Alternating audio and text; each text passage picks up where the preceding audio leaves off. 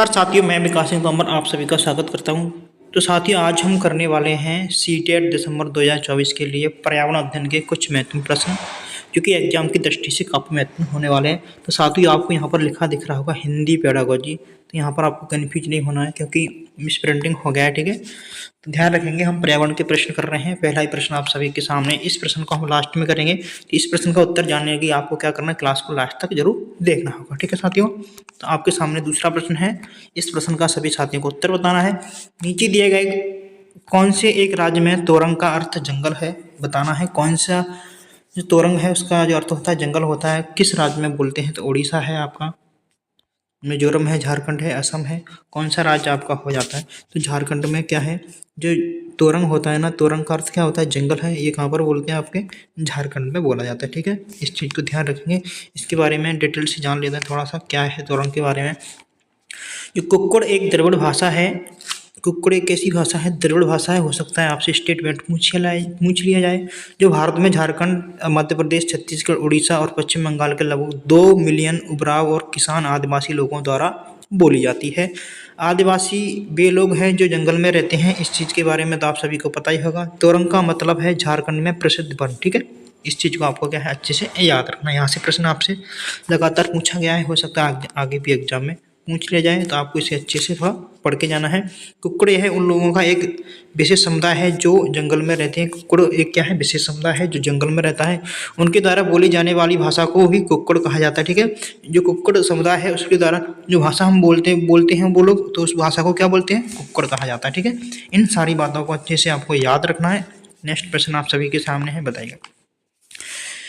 निम्नलिखित में से कौन सा कथन मधुमक्खियों और छत्तों के विषय में सही नहीं पूछा है। साथियों, नहीं का विशेष ध्यान रखें, क्योंकि आपसे ज़्यादातर नहीं प्रश्न ही पूछे जाते हैं। तो कौन सा नहीं है वो बताना है। देखो, नर मधुमक्खियाँ छत्तों के लिए बहुत महत्वपूर्ण है। क्या ये बात सत्य हो जाती है या फिर। छत्ते में अधिकांश मधुमक्खियाँ श्रमिक मधुमक्खियाँ होती हैं। क्या यह बात सत्य है। छत्ते में कुछ ही नर मधुमक्खियाँ होती हैं। कि यह बात सही है। प्रत्येक छत्ते में एक रानी मधुमक्खी होती है और जो अंडे देती है। तो हमें गलत बताना है। देखो, एक स्टेटमेंट इसमें गलत होगा, बाकी सभी कैसे होंगे, सत्य होंगे। आपको क्या है, गलत वाला स्टेटमेंट इसमें से छांट लेना है, ठीक है। तो नर मधुमक्खियाँ छत्ते के बहुत ही महत्वपूर्ण हैं। ये बात कैसी है, गलत है, ठीक है। ये बात कैसी हो जाती है, गलत हो जाती है।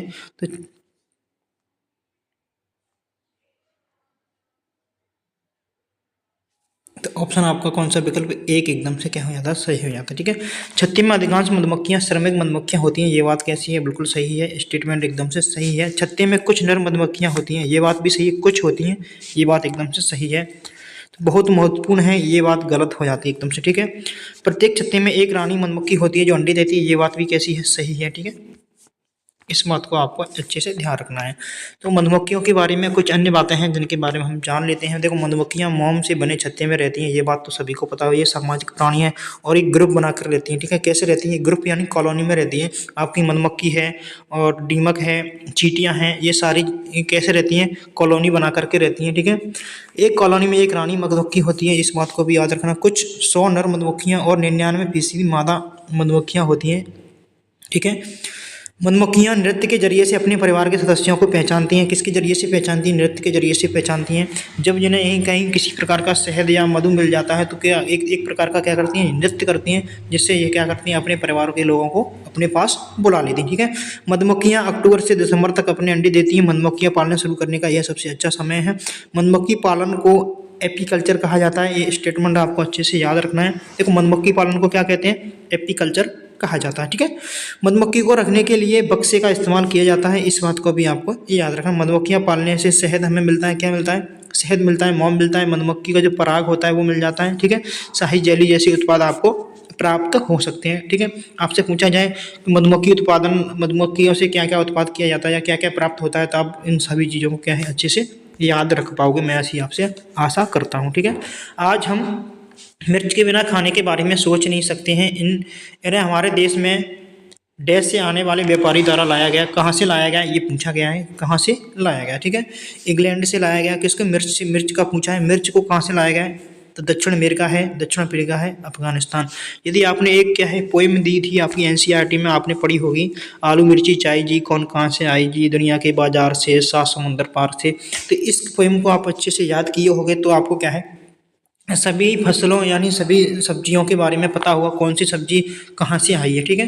तो आपको इसका जो है राइट आंसर क्या होने वाला है आपको अच्छे से बता देना है, क्योंकि आपका एग्जाम नज़दीक ही है, काफ़ी ज़्यादा नज़दीक है, ठीक है। 5 से 7 दिन आपके बचे हुए हैं साथियों, तो आपको ये बता देना है, ठीक है। तो आपका ये आया था दक्षिण अमेरिका से, ठीक है। इस चीज़ को ध्यान रखेंगे साथियों। सेशन अच्छा लग रहा है तो लाइक एक बार से ज़रूर कर देना है, और अभी तक आपने हमारे चैनल को सब्सक्राइब नहीं किया है तो साथियों सब्सक्राइब जरूर कर लीजिए, क्योंकि आपके लिए कोई भी वीडियो आएगा तो आपके लिए हेल्पफुल ही होगा, ठीक है साथियों। तो लास्ट तक जरूर देखना है, और लाइक और अपने कमेंट बॉक्स में कमेंट जरूर कर देना है, ठीक है। सेशन अच्छा लगा हो तो, ठीक है। मूल देश और वनस्पति के बारे में दिया गया है साथियों। हम जान लेते हैं दक्षिण अमेरिका से कौन कौन सी चीज़ें आई थी, ठीक। टमाटर है, आलू है, हरी मिर्च, ठीक है। इन तीनों को याद रखना है। ये कहाँ से आए हैं, दक्षिण अमेरिका से आए। यूरोप से क्या है, गोभी और मटर। देखो लगातार आपसे यहाँ से प्रश्न पूछ लिया जाता है। अफ्रीका से कौन सी चीज़ आई है, कॉफ़ी बीन और ओकरा भिंडी, ठीक है। इसे क्या बोलते हैं, ओकरा भिंडी, ठीक है। इसको भी आपको याद रखना। भारत में तो भारत में आम, संतरा, केला, ठीक है। मेथी जिसे बोलते हैं फेनुग्रीक, पालक, बैगन और मूली, ये सारी चीज़ें भारत की उत्पाद हैं, ठीक है, भारत में ही हैं। और ये कहाँ से आई हैं, दक्षिण अमेरिका से। क्या क्या आया है आपका, टमाटर, आलू, हरी मिर्च हो जाती है। यूरोप से गोभी और मटर हो जाती है। अफ्रीका से बनी कॉफ़ी बीन और करोला भिंडी हो जाती है, ओकरा भिंडी सॉरी, ठीक है साथियों। आशा करता हूँ आप सभी को ये सारी बातें अच्छे से समझ में आई होंगी। यदि समझ में आई हों तो सेशन को लाइक जरूर कर देना, ठीक है। देखो साथियों अक्सर क्या है आपसे एक प्रश्न क्या है समय से पूछा जाता है, एक दिशा से पूछा जाता है, ठीक है, डायरेक्शन से पूछा जाता है।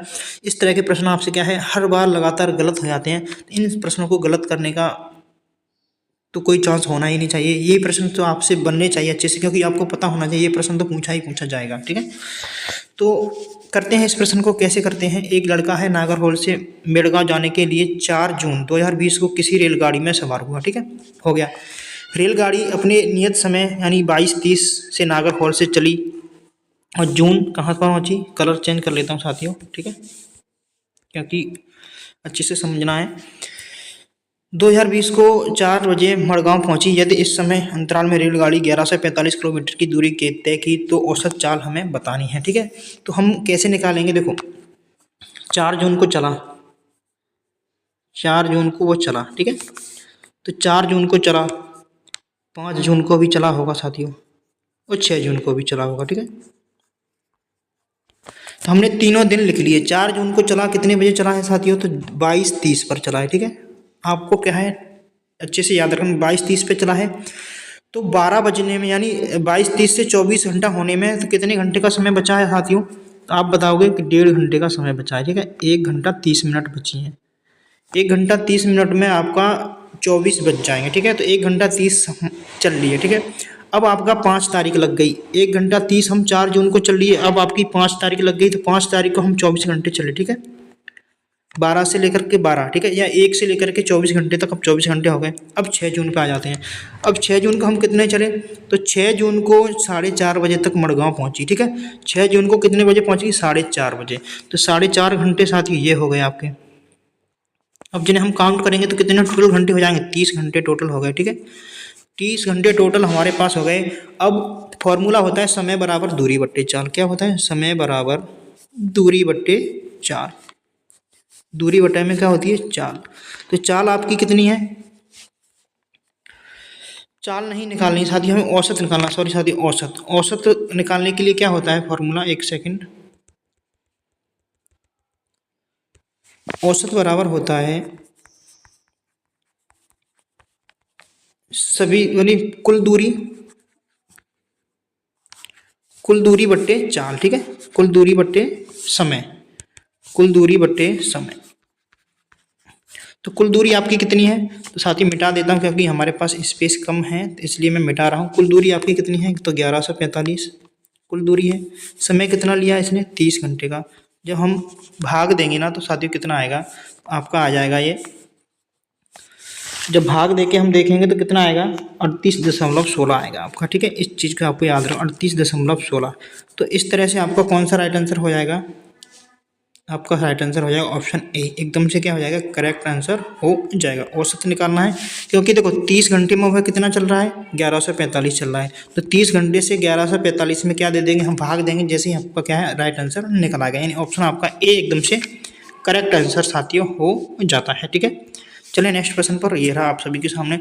निम्नलिखित में से कौन कच्चे तेल पेट्रोलियम का उत्पाद करता है, तो कच्चे तेल का कौन उत्पाद करता है, ऑप्शन ए है असम और उड़ीसा है, गुजरात और तमिलनाडु है, बिहार और बम्बे हाई है, बम्बे हाई और पश्चिम बंगाल है। तो कौन उत्पाद करता है बता देना है।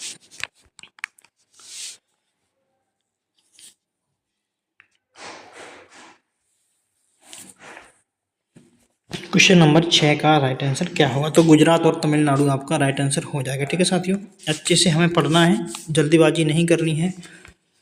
अन्य जानकारियां हैं, जान लेते हैं। दुनिया का सबसे पहला तेल का कुआं 1859 में अमेरिका के पेंसिल्वेनिया में खोदा गया था। ठीक है, इस चीज़ को याद रखेंगे। 8 साल बाद 1867 में असम के माकुम में तेल का कुआं खोदा गया। कहाँ पर खोदा गया था, असम में। ठीक है, माकुम में तेल का कुआं खोदा गया यानी पाया गया था। ठीक है, आपको इस चीज़ को क्या है याद रखना है। भारत में कच्चा तेल आंध्र प्रदेश, अरुणाचल प्रदेश, असम, गुजरात, राजस्थान, तमिलनाडु, गोदावरी कृष्णा नदिया घाटी में पाया जाता है। ठीक है, उड़ीसा, यहाँ से कच्चा तेल उत्पादन नहीं होता है, ये बात कैसी है, सही है। बॉम्बे हाई, यहाँ अपतटीय कच्चे तेल का उत्पाद होता है। बिहार, यहाँ कच्चे तेल का उत्पाद नहीं होता, बिहार में आपका कच्चे तेल का उत्पाद नहीं होगा। पश्चिम बंगाल, यहाँ प्राकृतिक गैस और कोल जैसे बेल्ट मीथेन मशहूर है, यहाँ कच्चे तेल का उत्पादन नहीं होता। ठीक है, यहाँ पर क्या मशहूर है, तो कोल बेल्ट और मीथेन के लिए मशहूर है कौन, पश्चिम बंगाल। ठीक है, प्राकृतिक गैस और कोल बेल्ट के लिए मशहूर है। ठीक है, आपके सभी ऑप्शन हम एक तरफ से क्लियर कर चुके हैं। तो हमारे देश का संविधान नेतृत्व में तैयार किया गया, किसके नेतृत्व में तैयार किया गया था बताना। सरदार वल्लभ भाई पटेल, डॉक्टर भीमराव अंबेडकर, सर्वपल्ली डॉक्टर राधाकृष्णन, सर्वपल्ली मोहनदास करमचंद गांधी। तो किसके नेतृत्व में तैयार किया गया था, तो आपके नेतृत्व में किया गया था, डॉक्टर भीमराव अंबेडकर के नेतृत्व में किया गया था। ठीक है, याद रखेंगे। बाबा साहब अम्बेडकर भारतीय संविधान के जनक भी माने जाते हैं, इस चीज़ को भी आपको अच्छे से याद रखना है। ठीक है, उनका जन्म 14 अप्रैल 1881 में मध्य प्रांत यानी मध्य प्रदेश की महू में हुआ था, इस चीज़ को भी आपको अच्छे से याद रखना है। उन्हें लोकप्रिय रूप से आधुनिक मनु के रूप में जाना जाता है। उन्होंने 1947 से 1951 तक भारत सरकार के पहले कानून मंत्री के रूप में कार्य किया। ठीक है, प्रश्न आता है भारत सरकार में पहले कानून मंत्री के रूप में किसने कार्य किया था, आपके भीमराव अंबेडकर जी हो जाते हैं। ठीक है, भारतीय संविधान की मसौदा समिति के अध्यक्ष के रूप में नियुक्त किया गया। ठीक है, मसौदा समिति के अध्यक्ष के रूप में इन्हें नियुक्त किया गया। 1990 में इनके मरने के उपरांत भारत रत्न से इन्हें सम्मानित किया गया। ठीक है, प्रश्न आता है भीमराव अम्बेडकर, बाबा साहब अम्बेडकर को भारत रत्न से सम्मानित कब किया गया था, तो 1990 में किया गया था। ठीक है, इसको भी आपको अच्छे से याद रख लेना है। अगला प्रश्न है पौधों की जड़ों के निम्नलिखित कार्यों पर विचार कीजिए। हमें विचार करना है किसके बारे में, पौधों की जड़ों के। ठीक है, पौधों को सहारा देना, हुमस प्रदान करना, भोजन को संग्रहित करना, जल और खनिजों को अवशोषित करना जड़ों के कार्य हैं। तो बताना है जड़ों के क्या कार्य, पौधों की जड़ों के कार्य पूछा है आपसे, तो इसको आपको क्या है अच्छे से एक बार को बता देना। ठीक है, तो इसका जो कार्य हो जाता है क्या हो जाता है, तो हो जाता है पौधों को सहारा देना। ठीक है, ये बात एकदम से क्या है करेक्ट हो जाती है। हुमस प्रदान करना, देखो हुमस प्रदान करना जड़ों का कार्य नहीं होता है। ठीक है साथियों, भोजन को संग्रहित करना, ये बात भी सत्य है, भोजन को संग्रहित करना भी होता है। जल और सब्जियों को अवशोषित करना, ठीक है, जल को अवशोषित कौन करता है, जड़ें ही तो करती हैं, जमीन से जड़ें क्या लेके आती हैं, जल लेके आती है। ठीक है, अवशोषित करती हैं। ठीक है, खनिजों को अवशोषित करती हैं, जिसको क्या है पौधों के अन्य भागों तक पहुंचाती है। ठीक है, तो आपका स्टेटमेंट ए सी डी एकदम से क्या हो जाता है करेक्ट हो जाता है, यानी बी ऑप्शन आपका गलत होता है केवल। ठीक है साथियों, इन चीज़ों का आपको अच्छे से ध्यान रखना है। निम्नलिखित में से कौन सा भारत का केंद्र प्रशासित देश नहीं है, पूछा है केंद्र प्रशासित भारत का देश नहीं है, तो जम्मू कश्मीर है, मणिपुर है, चंडीगढ़ है, लद्दाख है। कौन सा नहीं पूछा है, नहीं कौन सा होगा। ठीक है, तो आपका मणिपुर नहीं है, इस चीज़ को याद रखेंगे। मणिपुर क्या है, एक राज्य है। ठीक है, तो जम्मू कश्मीर, चंडीगढ़, लद्दाख ये सारे क्या हैं केंद्र प्रशासित थे। भारत में कितने केंद्र प्रशासित प्रदेश हैं, तो 8 हैं। ठीक है, 28 राज्य हैं, 8 केंद्र प्रशासित प्रदेश हैं। इनके बारे में हम डिटेल से थोड़ा जान लेंगे। ठीक है, एक सेकंड, आपको क्या करना है, यदि आप भी सीटेट की तैयारी कर रहे हो और सीटेट में अच्छी प्रैक्टिस करना चाहते हो, उसके लिए आपको क्या करना है, हमारे टेलीग्राम चैनल को ज्वाइन कर लेना। यहाँ पर क्या है आपको लगातार क्विज करवाई जाती हैं, जिसके माध्यम से आप बहुत ही अच्छी प्रैक्टिस कर सकते हो। PYQ करवाए जाते हैं। ठीक है, PYQ क्विज रहती हैं, आप हमारी सारी जैसे क्विज मिलती हैं आपको, वो सारी क्या है PYQ क्विज रहती हैं। पीवाईक्यू रहती हैं और आपकी क्या है अच्छे से प्रैक्टिस हो जाएगी। प्रैक्टिस के माध्यम से क्या है आप अपना अच्छे से रिवीजन कर सकते हैं, वो भी कम समय में। ठीक है, कम समय में अच्छा रिवीजन करना है तो आपको क्या करना है, चैनल को ज्वाइन कर लेना। ठीक है, चैनल को ज्वाइन करना है, फिर वहाँ से आपको क्या है ग्रुप में ज्वाइन हो जाना है। ग्रुप में ज्वाइन हो जाओगे तो आपको क्या है वहाँ पर लगातार क्विज वगैरह चलती रहती है। ठीक है, तो वहाँ से आप अपनी प्रैक्टिस यानी तैयारी को और भी बेहतर बना सकते हो। अभी तक आपने हमारे चैनल को सब्सक्राइब नहीं किया, चैनल को सब्सक्राइब जरूर कर लेना। ठीक है साथियों, और लाइक जरूर कर देना है।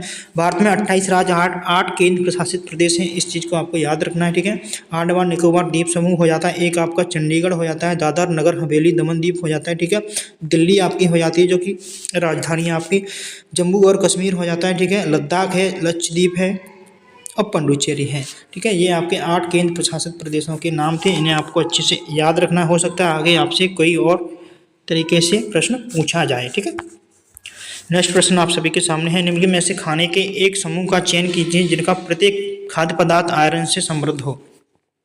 तो आयरन से समृद्ध हो उसके बारे में बताना है। तो आयरन किस किस में पाया जाता है, देखो आंवला का खट्टे फल है, खट्टे फल में क्या पाया जाता है, सी पाया जाता है। ठीक है, पालक और गुड़ है, आंवला है। ठीक है, यहाँ भी आंवला दिया है। ठीक है, गोभी टमाटर है, गोभी टमाटर आंवला, यहाँ भी आंवला दिया है।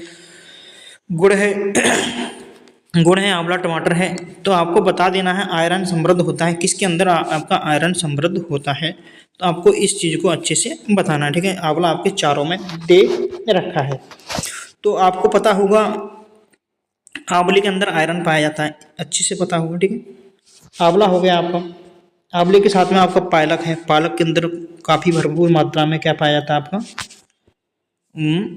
आयरन पाया जाता है। ठीक है, आपका गुड़ हो गया। ठीक है, गुड़ भी आपका क्या है आयरन का अच्छा स्रोत है, तो आपका ऑप्शन क्या है विकल्प एक एकदम से क्या है करेक्ट आंसर हो जाएगा। ठीक है साथियों, तो आपका आंवला पालक गुड़ एकदम से राइट आंसर हो जाता है, जिसके अंदर क्या है आयरन समृद्ध भरपूर मात्रा में आपका पाया जाता है। ठीक है, इस चीज़ को आपको क्या है अच्छे से याद रखना। ठीक है, कई स्रोत होते हैं, स्रोतों को आपको अच्छे से पढ़ना है। एनसीईआरटी में दिया है, यदि आपने एनसीईआरटी पढ़ी होगी, एनसीईआरटी कक्षा 6। ठीक है, कक्षा 6 में सारे स्रोत दिए हुए हैं। आपको यदि पढ़ना है इन सारी चीज़ों को डिटेल में, तो मैंने टेलीग्राम पर पीडीएफ डाल रखी है इन सारी चीज़ों की, आप वहाँ जा कर के अच्छे से चित्र सहित समझाया गया है, वहाँ पर आपको देख लेना, अच्छे से एक बार को पढ़ लेना है। ठीक है, तो निम्नलिखित में ऐसे पक्षियों के उस समूह का चयन कीजिए जिसका प्रत्येक सदस्य हमारी तुलना में 4 गुनी अधिक दूरी की वस्तुओं को स्पष्ट देख सकता है, उसके बारे में बताना। ठीक है, सक्षम है, देखने में सक्षम है, तो बाज कबूतर तोता है, ये तो एकदम से गलत हो जाएगा। कौवा चील बुलबुल है, ये भी एकदम गलत होगा। बाज चील गिद्ध हो जाता है, पागता कौवा मोर हो जाता है, ये भी। तो आपका सही आंसर कौन सा हो जाता है, बाज चील गिद्ध हो जाता है। ठीक है, आपको अच्छे से पता भी होगा, सभी साथियों ने अच्छे से पढ़ा भी होगा। पोचमपल्ली भारत में दक्षिण राज्य का एक कस्बा है। स्टेटमेंट से भी आपको अच्छे से कई प्रश्न कंप्लीट हो जाते हैं जब आप यदि प्रश्न को भी अच्छे से पढ़ते हो। ठीक है, तो पोचमपल्ली भारत के दक्षिण राज्य का एक कस्बा है, ये बात सत्य है। जो सुंदरता के डिजाइन के लिए चमकदारी रंगों को पोचमपल्ली साड़ियों और विशेष प्रकार की बुनाई, जिसमें पोचमपल्ली भी कहा जाता है, के लिए प्रसिद्ध है। यह कस्बा अब किस राज्य में का एक भाग है, तो ये अब किस राज्य का एक भाग है ये आपसे पूछा है। ये आपका तेलंगाना का क्या है एक भाग है। ठीक है, यहाँ स्टेटमेंट है, आपको अच्छे से पढ़ना है, क्योंकि हो सकता है प्रश्न में घुमाएगा तो यहीं से आपको प्रश्न बनाएगा। ठीक है, ध्यान रखना अच्छे से, तेलंगाना आपका राइट आंसर हो जाता है। लगातार ये प्रश्न पूछा गया है साथियों, और कई बार पूछा गया है, कई सेटों में पूछा गया। ठीक है, निम्नलिखित में से किसने मटर के पौधे के प्रयोग किए और पाया कि मटर के पौधे में कुछ लक्षण जैसे कि खुरदरा या चिकना, लंबा, छोटा, पीला, हरा आदि होते हैं जो युग्म में होते हैं। तो ग्रेगर जॉन मेंडल ने, जॉर्ज मेस्ट्रल ने, चार्ल्स डार्विन ने, डॉक्टर एम.एस. स्वामीनाथन ने। तो ग्रेगर जॉन मेंडल आपका क्या है सही हो जाएगा। ठीक है, इस चीज़ को आपको क्या करना है अच्छे से याद रखना है। और हम बात करते हैं डॉक्टर एम.एस. स्वामीनाथन की। तो डॉक्टर एम.एस. स्वामीनाथन कौन है, ये क्या है एक वैज्ञानिक थे। ठीक है, हरित क्रांति के जनक माने जाते हैं इन्हें। कौन माना जाता है, डॉक्टर एम.एस. स्वामीनाथन को क्या मानते हैं हम, हरित क्रांति के जनक के रूप में जानते हैं। ठीक है साथियों, अच्छे से याद रख लेना है। अब हम बात करेंगे साथियों, कोई प्रश्न छूटा है क्या, निम्नलिखित में से किस राज्य में अधिकांश ग्रामीण ढलानदार छतों वाले मजबूत बांस के खंभों पर जमीन से 3 से 4 फीट ऊपर अपने लकड़ी के घर बनाते हैं। तो कहाँ पर बनाते हैं ये आपको बताना है। लद्दाख है, असम है, उड़ीसा है, राजस्थान है। तो असम के लोग क्या करते हैं 3 से 5 फीट मीटर ऊपर अपनी लकड़ी के घर बनाते हैं, ठीक है। ज़मीन से कितने 3 से 3.5 मीटर ऊपर क्या बनाते हैं, अपने लकड़ी के घर बनाते हैं, ठीक है। कहाँ पर, असम में, ठीक है। इस चीज़ को भी आपको याद रखना, क्योंकि आपके क्या है घर और मकानों से प्रश्न पूछे जाते हैं। तो आपका एक प्रश्न रह गया है साथी, हम उस प्रश्न को कर लेते हैं अब, ठीक है। फिर उसके बाद में हम सेशन को समाप्त करेंगे। तो साथियों ये रहा आपका प्रश्न, ठीक है। आपका घर X पर स्थित है और आपका विद्यालय Y पर स्थित है। हालांकि में आपका विद्यालय इसके ठीक सामने है, लेकिन बीच में व्यस्त राजमार्ग के कारण आप सीधे नहीं जा सकते, ठीक है। तो आप पहले दक्षिण में 125 किलोमीटर की दूरी पर जाते हैं, फिर एक 100 मीटर लंबी सुरंग पथ पार करते हैं जो पूर्व में होता है, और अंत में Y पर अपने विद्यालय तक पहुंच जाते हैं जो उत्तर में है, 125 मीटर की दूरी पर है। स्कूल के संबंध में बाई से एक्स आपका घर है, ठीक है। तो बताना बाई से आपका एक्स जो घर है कितनी दूरी पर है, ठीक है। देखो आपका एक्स यहाँ पर घर है, यहाँ पर आपका क्या है विद्यालय है, लेकिन आप क्या है सीधी रास्ते नहीं जा सकते, ठीक है। सबसे पहले उसने बोला है तो आप पहले दक्षिण में जाएंगे। तो दक्षिण आपका कहाँ पर है, आप यहाँ से देख सकते हो, दक्षिण आपका नीचे की तरफ, ठीक है, तीर के निशान की तरफ है। तो दक्षिण में आपको चलना होगा, ठीक है। चल लिए हम, कितना चलना है 125 मीटर चल लेते हैं, ठीक है साथियों। अब 125 मीटर चलने के बाद में हम किधर चलेंगे, आगे बढ़ते हैं। फिर एक 100 मीटर लंबी सुरंग पथ को पार करते हैं जो पूर्व में स्थित है। तो पूर्व आपका किधर है साथी, पूर्व यहाँ है। तो पूर्व की तरफ हम चलेंगे, कितना चलेंगे 100 मीटर, ठीक है। 100 मीटर हमें कहाँ चलना है, पूर्व में चलना है। चल लिए साथियों, ठीक है। देखो प्रश्न के अनुसार ही हम चल रहे हैं, इसको आपको अच्छे से समझ लें दिशाओं को, ठीक है। उत्तर दक्षिण पूर्व पश्चिम इसी तरह से आपको लिख लेना है, और लिखने के बाद ही आपको क्या है सवाल को हल करना है, ठीक है। तो 100 मीटर चलने के बाद पार करते हैं, पूर्व में होता है, अंत में बाई पर अपने विद्यालय तक पहुंचते हैं जो उत्तर में 125 मीटर की दूरी पर है। तो उत्तर में कितने मीटर की दूरी, उत्तर कहाँ है साथी, आपका ये रहा उत्तर, ऊपर की तरफ। तो ऊपर की तरफ आपको जाना है, उत्तर में कितना जाना है 125 मीटर, ठीक है। आप कहाँ पहुंच जाते हैं, अपने विद्यालय पहुंच जाते हैं। अब पूछा है बाई से एक्स आपका घर क्या है, तो बाई ये रहा, ठीक है साथी, बाई ये रहा, एक्स कहाँ है ये रहा। तो यहाँ से आपका घर पूछा है, तो घर बता देना है आपको, यहाँ से आपका घर कितनी मीटर की दूरी पर है। तो जब आप ऐसे सीधे रास्ते से आते तो कितने मीटर की दूरी पर है, 100 मीटर की दूरी पर है, ठीक है। ये आपका एकदम से राइट आंसर हो जाता है, ठीक है। कितनी मीटर की दूरी पर है, 100 मीटर की दूरी पर है। अच्छे से आपको क्या है याद रखना है, ठीक है साथियों। तो पूछा है बाई से एक्स पर आपका घर है, बाई से बताना है, ठीक है। तो बाई से किस दिशा में है आपका घर है, तो बाई से आपका पश्चिम दिशा में आपका घर है, ठीक है। इसको भी आपको याद रखना। बाई से पूछा है तो बाई पर हम इस तरह से करेंगे, और किस दिशा में है, तो बाई से आपका घर किस दिशा में, पश्चिम में है, ठीक है। इस चीज़ को भी आपको याद रखना, ठीक है। स्कूल के संबंध में बाई से एक्स पर आपका घर है, तो बाई से बाई तो ये रहा आपका, ठीक है, एक्स कहाँ है ये रहा। तो बाई से आपका कितने पश्चिम की में है, 100 मीटर पे है, ठीक है। इस चीज़ का आपको ध्यान रखना है, पूर्व में नहीं है, कई लोग क्या है पूर्व में लगाएंगे, लेकिन पश्चिम में है, इस चीज़ को आपको याद रखना है, ठीक है। तो साथियों मिलते हैं नेक्स्ट क्लास में, तब तक के लिए सभी साथियों को नमस्कार, जय हिंद, वंदे मातरम। सेशन अच्छा लगा हो तो लाइक जरूर कर देना है, और आप अपने दोस्तों के साथ भी शेयर कर सकते हो, ठीक है। धन्यवाद।